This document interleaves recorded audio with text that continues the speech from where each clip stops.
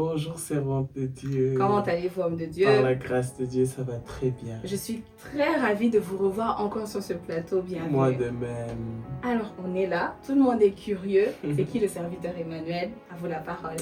Pour moi, le serviteur Emmanuel, c'est un serviteur de Dieu, voilà, qui a cette ferveur dans le cœur depuis déjà des années et simplement qui met en exergue ce que Dieu lui dit.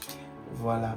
Et je bénis le Seigneur aussi pour mes parents spirituels qui me regardent, le docteur Alain Samba, la prophétesse Beth Samba, soyez salués de là où vous êtes, l'église, le ministère international d'évangélisation, la clarté qui m'a fait grandir en connaissance et en sagesse.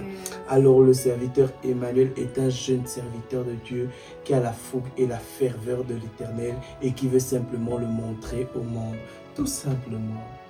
Oh, nous sommes heureux de vous avoir avec nous. Oh yes. Certainement, notre public est aussi heureux et honoré de vous avoir. Oh yes. Nous sommes sûrs que nous serons très bénis et que nous allons encore apprendre comme ça s'est passé l'autre fois. Yes. Mais bon, tu vois, je suis encore curieuse de savoir de quoi on parle aujourd'hui.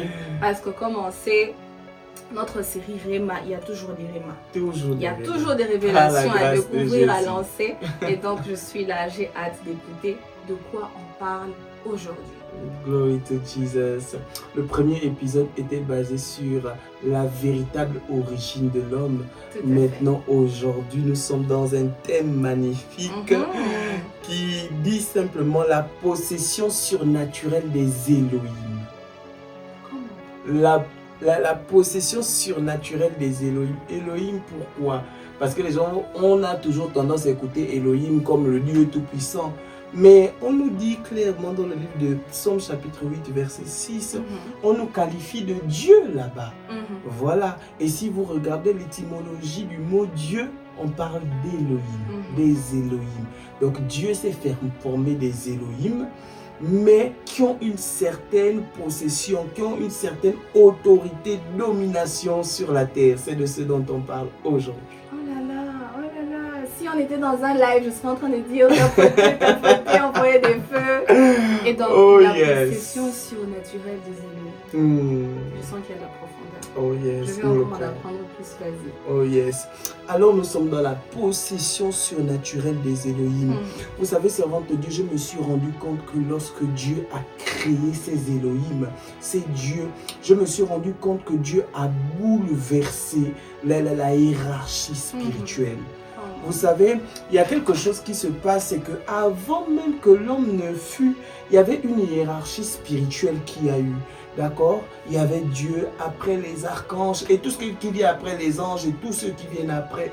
Mais lorsque Dieu vient créer l'homme, lorsque Dieu vient créer les Elohim, quelque chose se passe. C'est qu'il y a un bouleversement de la hiérarchie.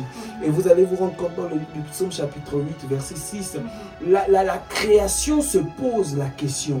Qui est l'homme pour que tu penses, hein, tu prêtes attention à lui? Qui est le fils de l'homme pour que tu ne l'oublies pas? La création se pose la question. Voilà, j'ai paraphrasé bien sûr. Mais quelque chose se passe. La création dit, tu l'as fait de peu inférieur à Dieu. Tu l'as fait de peu inférieur à Dieu. Et on nous montre clairement qu'il y a une hiérarchie qui a été déstabilisée. C'est-à-dire qu'après Dieu, ce n'est plus d'abord les archanges, les anges et autres qui viennent après. Après Dieu, ce sont les Elohim. Et les Elohim, là, c'est toi et c'est moi. Amen. Et c'est ce dont on parle aujourd'hui. Nous nous sommes rendus compte que nous avons trop mis, vous voyez, dans certaines religions, on met trop les anges au-dessus de nous. Entre-temps, Dieu, après le Père, le Fils, le Saint-Esprit, il y a des Elohim qui ont été mis en place pour apporter une certaine domination sur la terre. Vous savez, lorsque Dieu crée son monde, lorsque Dieu crée le monde, au commencement, il fait la nature et tout ce qui vient.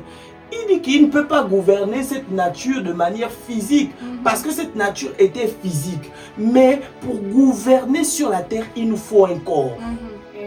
Dieu ne pouvait pas, parce que Dieu est esprit. Il ne peut pas venir diriger la nature en étant un esprit. Il faut bien qu'il se forme un corps. Et il a formé l'homme.